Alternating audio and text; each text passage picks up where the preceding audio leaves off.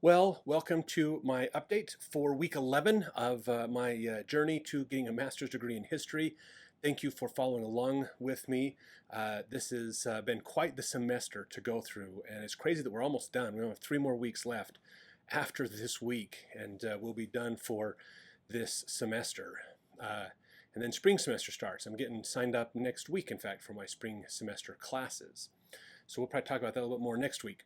So in my interfaith class that we got into this week, we talked more about just the importance of what do you need to do interfaith work in your area. So let me teach you a few things that were really interesting from this class. One is they mentioned the 3 things an interfaith leader needs in order to have success. One is a vision, and we've covered these in earlier lectures as well. They just kind of reiterated it again. You need to have a vision, an idea that will help bring people together. So what is a vision of something that you want to accomplish in your area that can involve multiple organizations and religions together? Is there a food pantry in the area? I know here in the wintertime, that's a great place. They're always looking for donations and help to do more things. So can you organize some kind of a food drive or something for people? Other things like that would be great, okay? So think about that. What is the vision? What will bring people together? Then you want to have what's called a knowledge base, and this is where you understand your religion and the other religions of the people you'll be working with. Have an appreciative knowledge of each other, going, okay, I understand what you believe, I understand what I believe, similarities, differences, we're cool with that. And think about the history of interfaith work. We talked a couple weeks ago about a bunch of interfaith people, so you can think about what are these, who else has done good interfaith work and how can we learn from them? Then you want to think about skill sets. What are some things that you can develop to help you in interfaith work? One is tell your story. What is your story? Why would you want to do interfaith work? Why would you want to help whatever organization or cause out that you're working on? What is your story about that? That's a good one to know, because as you tell that to others, then that can inspire them and help them to want to work with you as well. And learn to work together with people. I mean, you got to realize the whole point of interfaith is finding people of different religious beliefs and understanding how can we work together. How can we make this work so that we can reach a common cause? Interfaith work does not mean you have to agree with them doctrinally on everything that they believe. It means we're coming together for a common cause. Sometimes that is to have a theological discussion, to talk about things, realizing that you just have to agree to disagree sometimes and have a respectful conversation. Sometimes it's to help another organization or a cause in your community. What can you do to make sure that you're working together more? Learn, how can I work together with people of different beliefs? That's important to do. So think about those ideas. That'll help you in doing your own interfaith work in your own communities. I was really surprised at a point that they made in the class that was really interesting. They have discovered through studies and research, of course, that the most common type of religious person that will do interfaith work are leaders and older generations of people. So the old leaders are the ones that are encouraging the interfaith. What they found is most religious violence is caused by the young religious people. So the older ones are going, let's get along. The younger ones are going, let's kill each other, or let's at least get rid of them. So there's a disconnect here between leadership in a church and the young people in the church, and that is something to think about. What can we do to bridge that gap? What can we do to help more people want to see the value of people with other faiths? It's interesting. You might think you know your faith, but once you start to learn other people's faiths, it changes. Like, you start to really examine your own ideas from another perspective, and you really start to learn more about your faith. It can be very helpful in understanding your beliefs better by learning about other people's beliefs too. But what can we do to help the young people be more involved in interfaith? What can we do to get them talking to other people? How can we prevent the stigmas and problems that would encourage religious violence? How can we help young people be more involved? Get them involved, get them doing things so we can get them going at an earlier age to be successful. Some of the most successful people they found in interfaith work started young and then have kept doing it. They built good habits early on and then they kept doing it. So let's encourage our youth to be more involved with other people of other churches. They go to school with them. They go to school with people from other churches all the time. They go on to sporting events. They're on teams together. They do other activities together.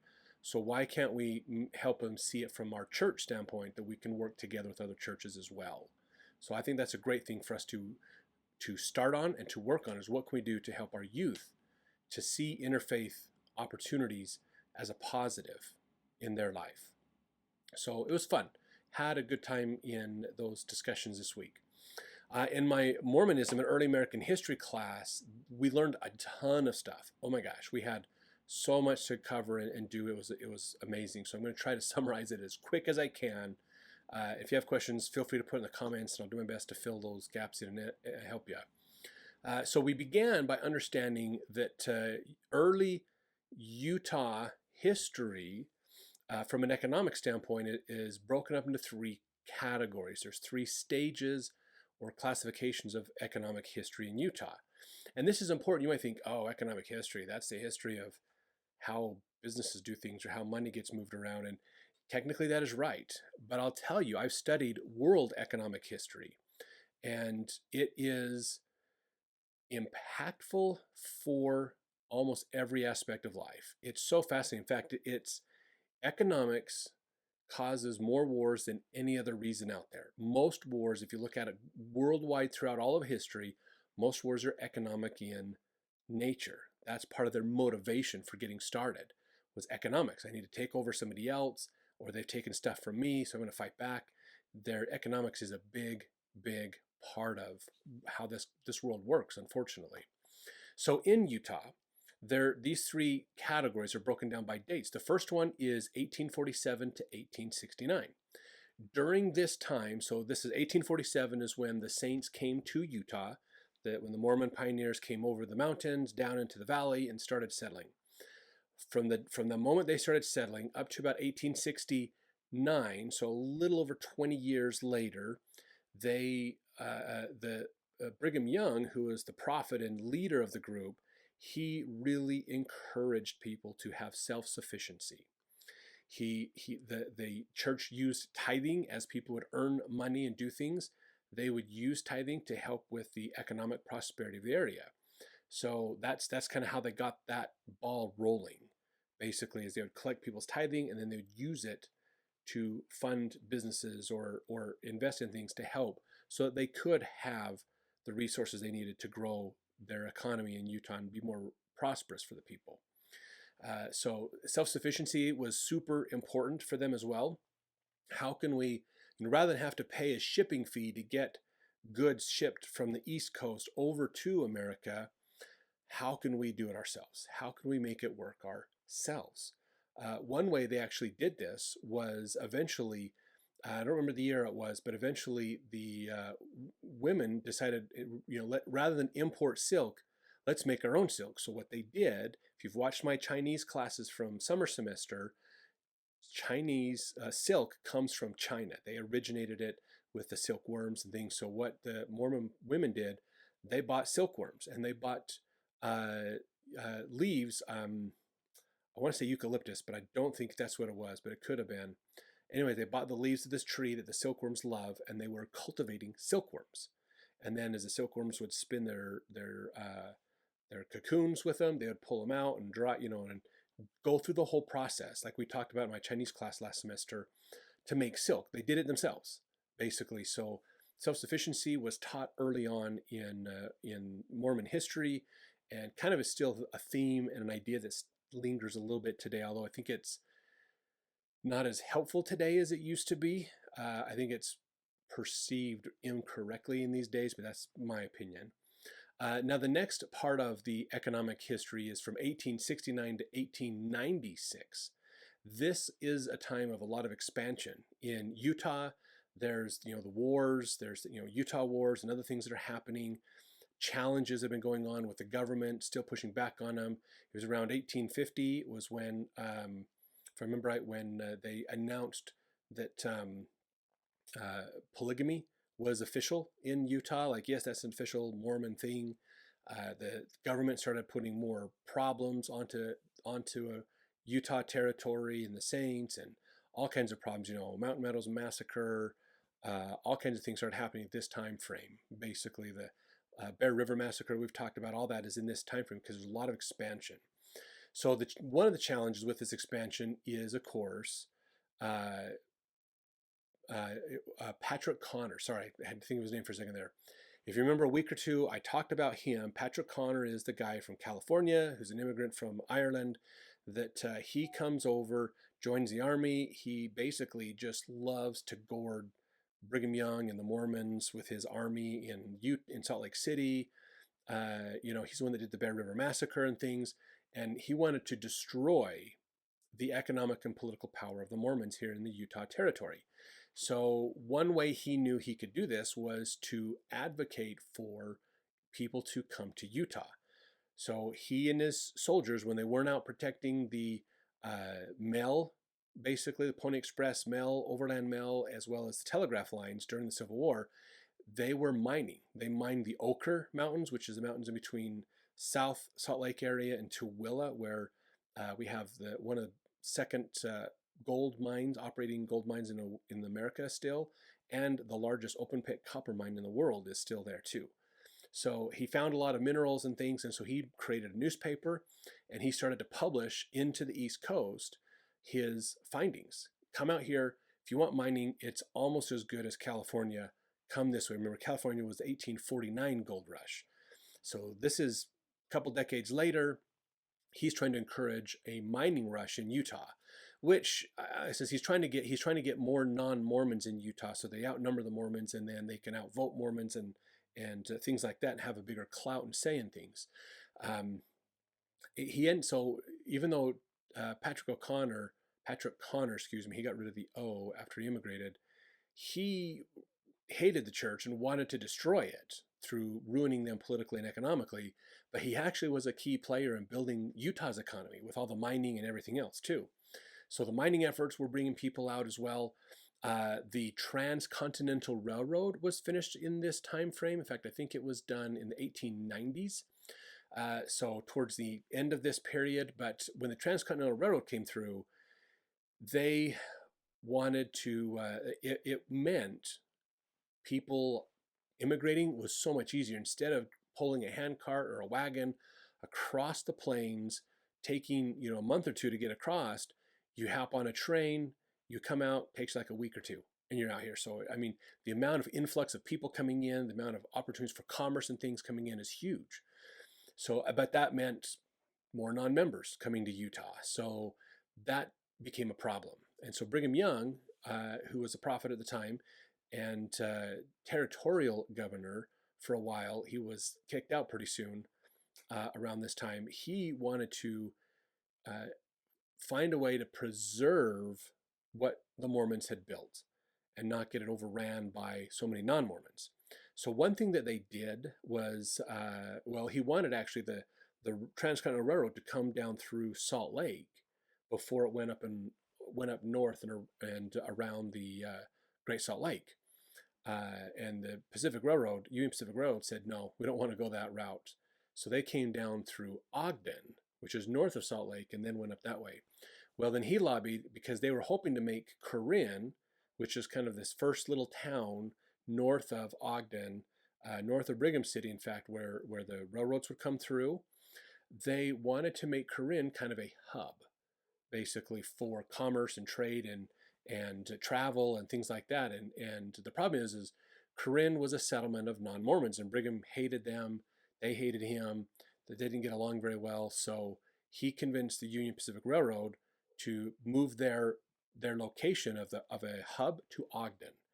And so Corinne lost out, basically, on being a big hub of the railroad. The railroad still goes through there, but it's just not a stopping point, a big hub for them. So Ogden became the big hub, and there's a big Union Pacific building there and a train museum and stuff still to this day. And a Browning Museum, if you're interested in local history, with the Browning Museum for the Browning Company.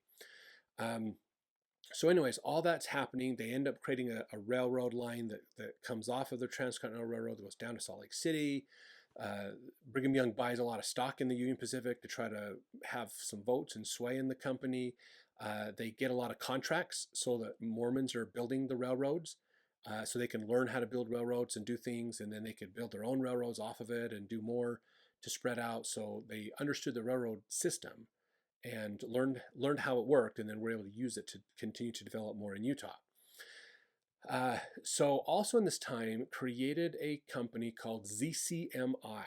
Now, if you're a longtime resident of Utah, you know that name. If you've never been to Utah, you might say, what the heck is ZCMI? ZCMI is most commonly known for being a big retail store. It's a big anchor store in downtown Salt Lake in their old mall. But ZCMI stands for the Zion's Cooperative Mercantile, man, I just got the I, industry or something like that. Anyways, if you know it, you can feel free to correct me in the comments down below. What happened was basically Brigham said, we need to do collective bargaining power for Mormons, and we want to create an economy for Mormons to work with other Mormons and kind of financially choke the non-Mormon groups out. So not to go against them, but he wanted Mormons to spend their money with member businesses. So what they did is they created this co-op. So the church ran the co-op, Zion's Mercantile Co-op, basically, and they put all this together so they could order large quantities of supplies coming in and manage that through one business, and then that business would distribute them to regional locations up and down the Wasatch Front and in Idaho and other places. And so they encouraged the members to only shop at Zion's co-op companies. And so Utah ended up with two economies. They ended up with the Mormon economy, which is this cooperative movement. Then the non-Mormons had their businesses and their things that they were doing as well. So it kind of split the economy of Utah for a while there, as there's still lots of fights.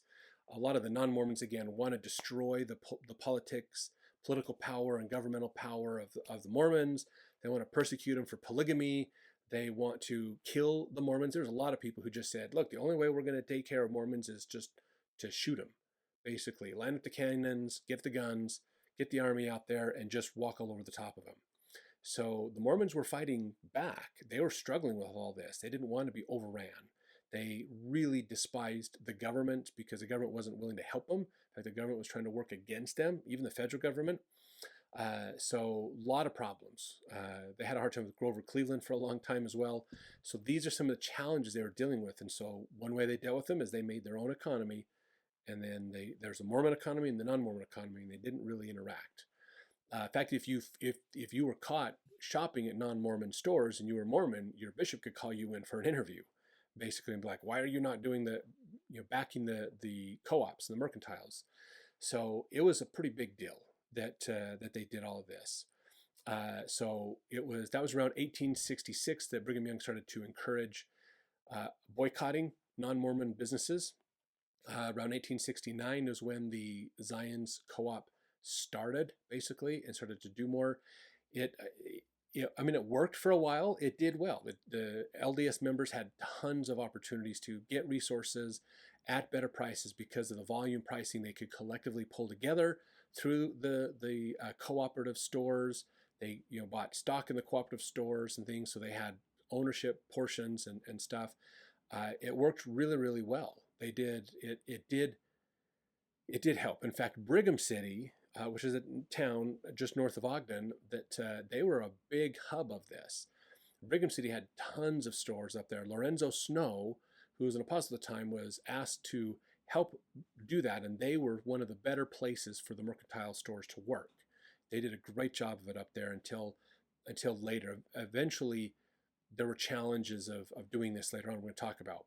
Now around 1865, so towards the beginning of this time period, the Relief Society was reorganized. They had the Relief Society in Nauvoo, and back before they came across the West, but by the trek west, it kind of fell apart. They kind of struggled with it, weren't sure about it. So the women were still trying to meet and do things, but then Brigham Young helped officially say, no, we need to reorganize this.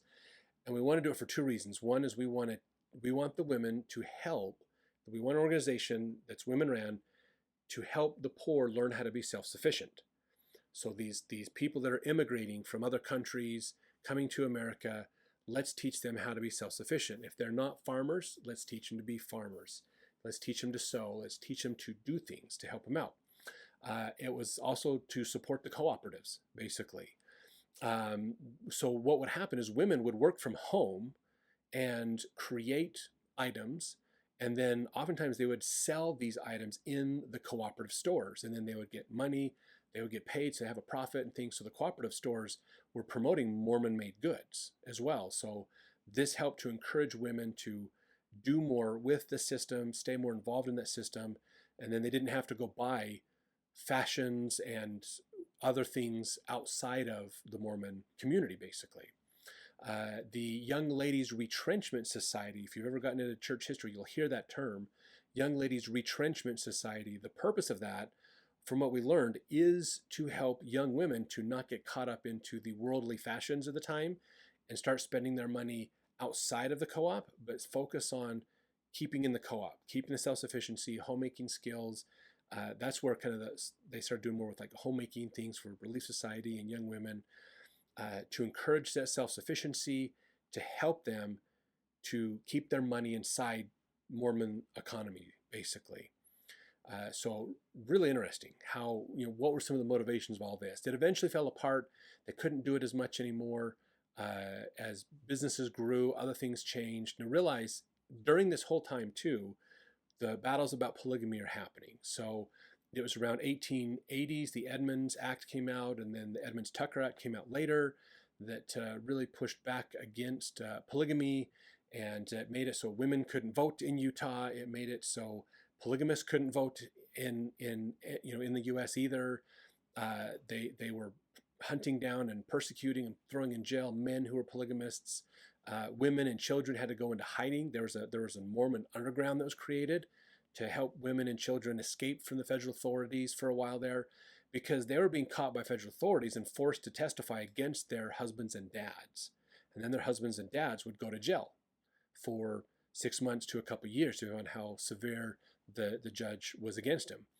The United States forced Brigham Young to get rid of being a governor, and they appointed a territorial governor who was a non-Mormon.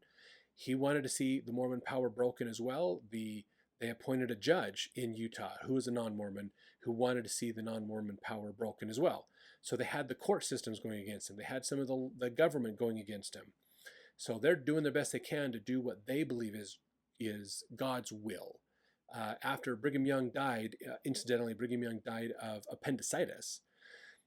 He was in pain for 3 days and then died because they didn't have surgeries like we have today. So you don't have ultrasounds to look at you or MRI scans and stuff. So he just knows he's in extreme pain. He doesn't know why or what's going on. The doctors aren't sure. They're like, well, I think something happened over here, maybe an appendicitis or something. Hopefully it goes away on its own. He got the infection, it got spread, and he died.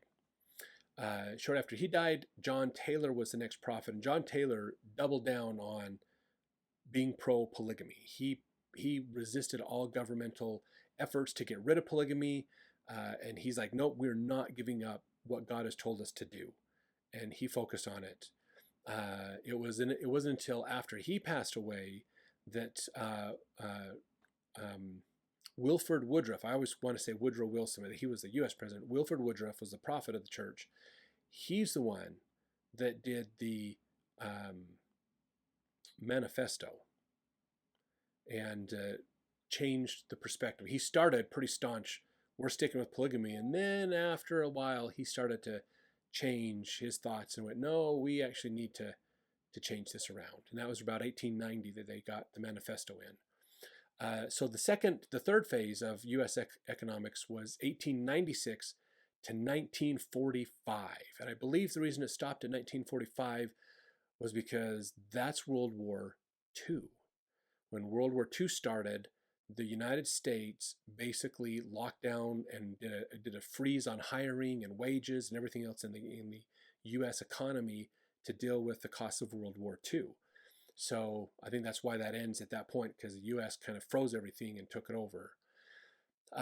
During the 1896 to 1945 time frame, there was the So the economy in Utah was really booming. It was really going. So this is post-Civil War timeframes. The government has been working through their Reconstruction era with the South, to merge the South and the North back together to make one union again. So all that Reconstruction, all the things they had to do to help the Southern United States, reintegrate with the Northern United States to come back to one. They've finally gotten all that done, and then they turned to Utah, basically. But Utah's economy was doing well.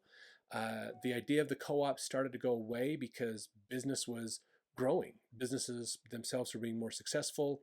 So they didn't need the co-ops quite as much. So the co-ops diminished, and then the idea of boycotting non-Mormon businesses started to go away, and they just started to integrate the Mormon economy and the non-Mormon economy together over time. And the economy got better as they worked together more. The church saw less involvement in the politics, a little bit, not a ton, but they encouraged that. Now, one of the things they did to help encourage statehood. So this is during the time when Utah eventually does get statehood, but it took a while. They tried several times to get statehood. They kept getting rejected. One of the things that they ended up doing was realizing, we need to help the political parties have a say in Utah. For most of the history of Utah as a territory, it was predominantly Democrat. Now, not the same as you think of a Democrat today. It'd be more like a Republican today. Those names have been around for a long time, but their platforms switch every couple of generations. So back then, Republicans were the party of anti-slavery, wanted to push for changing those rights and civil rights and things. And then the Democrats were the pro-slavery group, and then that changed over time. So so what happened basically is they said, what we need to do is, the Republicans are always going to push against having Utah join America if we can't, because we're all Democrats here. So what they did is they actually went to the members and said, okay, you half the valley, you're Republicans, you half the valley, you're Democrats. And they just kind of split the population up into the different parties and said, here's what you want to do. You're going to vote this way and do more things this way. So now both parties are like, oh, okay, we're cool. That's even balance of power. And so it won't sway U.S. politics when we let Utah into the statehood. So that helped. One of the little things they did to help out. During this time as well, there were some really interesting challenges the church faced. One is, of course, polygamy was still an issue. A lot of the church leaders were in hiding still, dealing with this. One of the challenges that ended up happening too is there's a gentleman by the name of Reed Smoot. He was not a polygamist, but he was elected shortly after Utah became a state. He was elected by people here in Utah to be a senator, and so he was the first Mormon senator, basically. He was not accepted in the U.S. Senate. There was a huge struggle with him being accepted into the U.S. Senate and being able to do more legislatively and things in the government. So one thing this was the problem, and there's a really good book. Oh man, let me see if I can find it real quick. I've read it. It's a spectacular book. I don't know if I'm going to be able to find it in my library real quick. But anyways, there's a really good book by Kathleen Kennedy, I want to say, about the Reed Smoot trial. It's a spectacular book on it. The whole point of it was the U.S. Congress decided we're going to investigate what's going on because Congress didn't want to seat Reed Smoot and give him his seat he was elected to. And they kind of wanted to use this because a lot of people in the government still hated the LDS Church. They wanted to use this as an opportunity to investigate the LDS Church. So Joseph Fielding Smith was the prophet at this time, and this is around 1906 timeframe. So they got Joseph Fielding Smith, on the stand in Congress under oath to testify, and they grilled him for a couple of days about polygamy. He came out and said, we don't, because of the manifesto, we don't encourage any new polygamy out there. And they're like, well, but we see that things are happening. He says, well, we didn't sanction some of those. So it was Joseph Fielding Smith, after some of these testimonies, that they took down the endowment house to get rid of that, so that they couldn't have more polygamous marriages happening. There is some dispute that they think some of the church leaders knew of some of those polygamous marriages that were happening. But Joseph Fielding Smith said some of them he didn't know, and others he pled the fifth on, I think.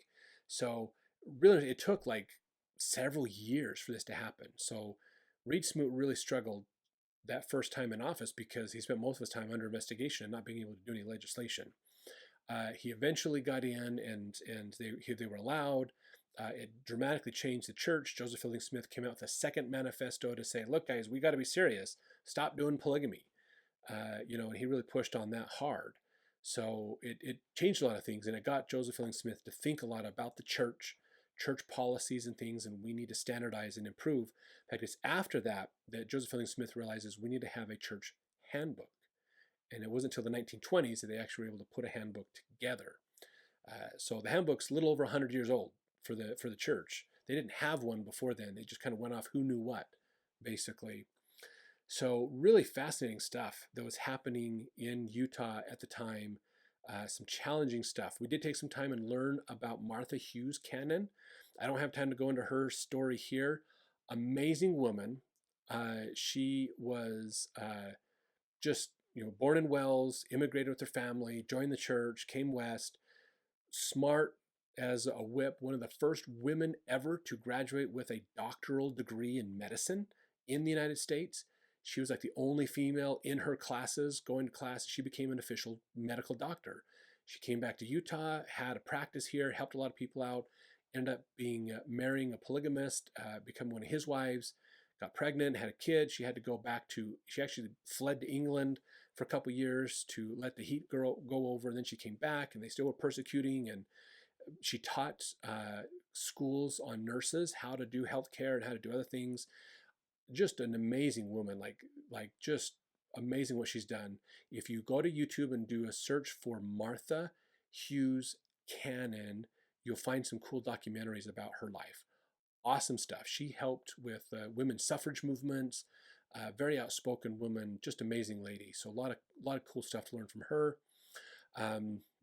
We also got into the book. I don't remember where I put it now. Oh yeah, I talked about this book a while ago, A Mormon Mother. So we discussed this a little bit more about Annie Clark Tanner.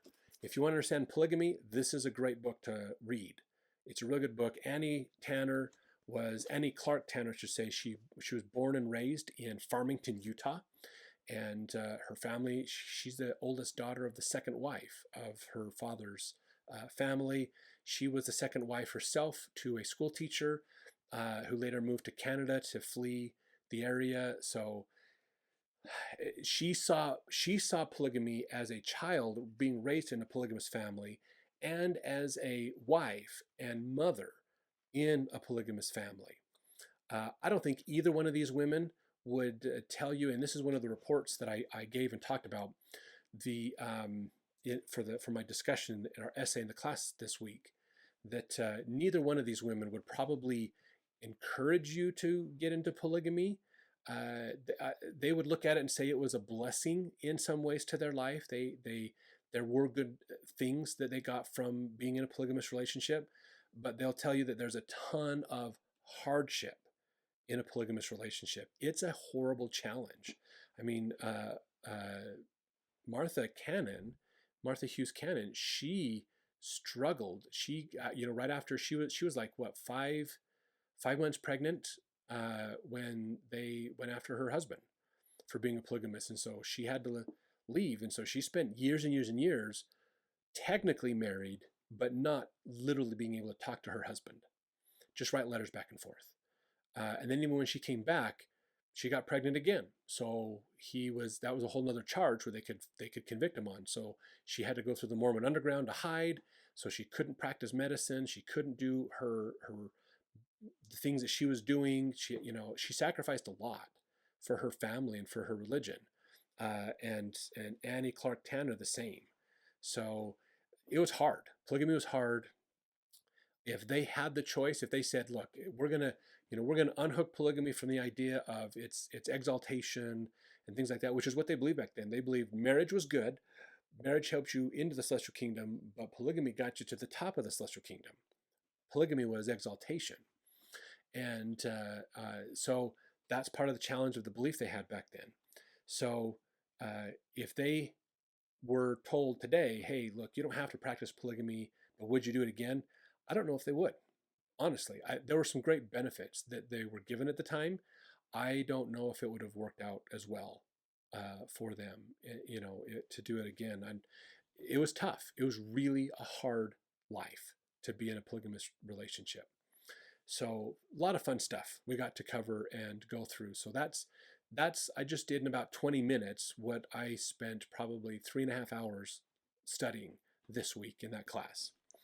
We got one more class to talk about. Let's get into this one. I think you're going to find this interesting because this is more current history.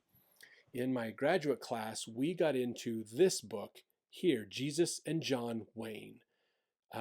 Fascinating book, really interesting book. It was kind of a different book than what we've done. Usually the books we're reading are these like scholarly, more technical historical books. This one was not.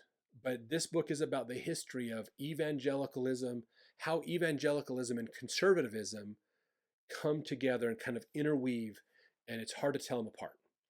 So she tells the story in here of how evangelicals grew up with this idea that from the traditional habits from the past, that men are superior to women, men have the say, men are the leaders in the church, women should be submissive to their husbands. If there's a lot of problems in the marriage, it's probably because the women aren't sexually fulfilling their men, so they need to go home and fulfill their men sexually anytime their men want it. Cook for their man, take care of their man. Don't let your man come home and find a dirty house because that will demotivate him. Be excited when he comes home. Help him out. All these things, which is really interesting. And so she gets into these ideas and talks about how from like the 1950s on, how this made a difference, how the image of John Wayne, this tough, tall, big, broad-shouldered cowboy that wasn't afraid of nothing, would get out there and defend people's rights and fight for people and do these things. And so if you've grown up watching the John Wayne movies or reading Louis L'Amour and those things, you know what I'm talking about. She mentions how this idea kind of morphs into militant masculinity, being a warrior, being a fighter for Christ. And it kind of supersedes femininity, basically. And so femininity becomes defined as a part of masculinity, as what it can do to help masculinity. And just what are the problems that happen with that? She talks about the rise of the televangelists, the James Dobson, focus on the family, radio shows, some of the Jerry Falwell and others, these big evangelists they get out there and preach these huge mega churches that start to form to teach people this militant masculinity idea of conservatism and religion. That Jesus was not a wuss, Jesus was not a humble, submissive, calm, polite guy. He was rough and tough. He was a macho man. So they kind of redefine who Jesus is to be more macho. And of course, she also spent some time talking about the scandals that happened. Some of these preachers were sleeping with their secretaries and sleeping with, sexually abusing some of their members and things. So a lot of that fell apart for them as well. The whole, the Bakers, if you remember from the 80s, the Bakers, Tammy Faye Baker, if she was alive today, if that whole scandal happened today, she would be a meme by herself because you always saw her on TV with her mascara running down her eyes because she was always crying because her husband cheated on her with the secretary, and then their whole religious empire fell down, basically. It was crazy stuff. And through the 80s, Oliver North, the whole Iran-Contra issues and things. She even compared Ronald Reagan with Jimmy Carter. Jimmy Carter was an evangelical, but he wasn't seen as welcome in evangelical circles because he was seen as a weak cardigan wearing man. He wasn't a tough cowboy like Ronald Reagan was. And so there's just these fascinating ideas of how all this comes together. And she brings it all the way up even into the 2020s. Gets up to the 2020 election and is talking about, post 2016 election, almost get up to the 2020s, of how these trends have shaped what we do in politics and religion, and how politics and evangelical religion have kind of intertwined into something that's hard to pull apart. Even I'd say even just conservatism. If you are a member of the LDS Church and very conservative, these trends and ideas are probably things you've been involved with too. Promise keepers and other things like that as well. But it's kind of interesting to see how these have come together to give us even the party we have today. In 2016, President Trump had the owner of the UFC speak. He's the type of this fighting, the tough, strong guy, and how that is still around in today's world. So if you're evangelical, this is really a little bit hard book to read because you kind of have to look at the dark side of evangelicalism in America. If you're conservative, it'll feel similar to you. Like, I don't know, this lady obviously is not conservative. She's more of a Democrat, most likely. But I think actually I looked her up on social media. She's not majorly liberal. I think she's a Democrat, but I think she's a moderate Democrat. She doesn't come across as a major liberal person, but she's more of an advocate to encourage evangelicalism to own up to the problems and fix the problems with masculinity and other issues that they've had in the past. So if you are more liberal, you're going to love this book. You're going to be like, oh yeah, this is why they're bad. It was a really good book. If you want to see a different perspective of conservatism, it was a good book to read. So, if you're worried about masculinity and things, it's interesting to see how that has evolved over time. And she has a good description of that in her book. So, Jesus and John Wayne, really interesting book to get into and read, really fascinating. So that's what we talked about this week. I'm still working on my project for my graduate class. I got a final paper on the Articles of Faith that I'm writing. So I'm getting into the Articles of Faith themselves, going through those Articles of Faith. It's been really interesting, some of the little tidbits and ideas that I have learned from these. The 1960s was a crazy, tumultuous time for most of Americans. Lots of, Vietnam War. There was the counterculture movements, Woodstock and all those things. So there were a lot of people pushing against authority. We found out the government was lying about the Vietnam War to the people, so they really had a hard time believing the government authorities. Church authorities people weren't wanting to believe them either, partially because some of the evangelical stuff we talked about. There were a lot of problems with people challenging authority all over the place. And in the Articles of Faith, I found that Article of Faith number 4 and 5, 4 is the fundamentals of, the doctrine of Christ, basically faith, repentance, baptism, Holy Ghost. Article of Faith number 5 is establishing authority through the laying on of hands. Those get used a lot in the 1960s.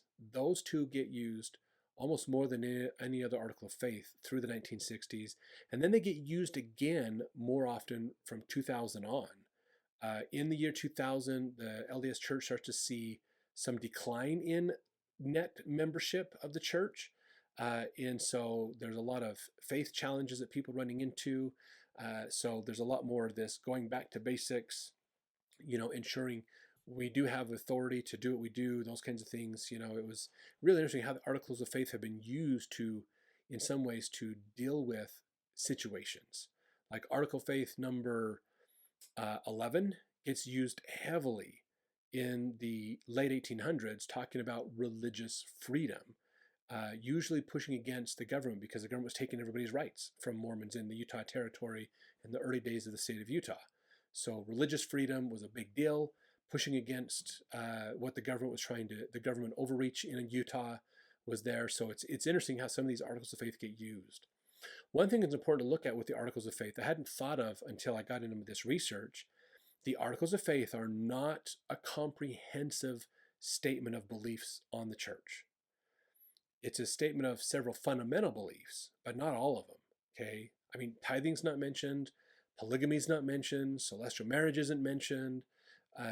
Ordinances in number 4 is mentioned as the word ordinance, but not all the particulars and specifics. Temples aren't specifically mentioned, so none of those are mentioned in the Articles of Faith. So the Articles of Faith are good, but not fully comprehensive of everything, but they're good foundational principles for us to follow. So I'm still gathering my data together to get that ready for to submit it for my final report. So some fun stuff that we've been learning and going over. So I hope you found what I've done this week valuable. Hopefully you've learned some things to help you want to study and do more yourself in learning church history, Utah history, even read some of these great books in religious history that we've been covering also. So please like the videos, subscribe to our channel, share it with other people, watch our other daily videos. I think right now we're going through the book of Luke in our videos on our daily stuff. So watch those, learn from the New Testament, learn more of what's there. Get a little deeper than the main story. Dive into the scriptures a little bit better, and there's some fun stuff to learn there. So if you have any questions, feel free to put them in the comments, and I'll be more than happy to reply down there for you as well. And to look forward to talking with you more next week.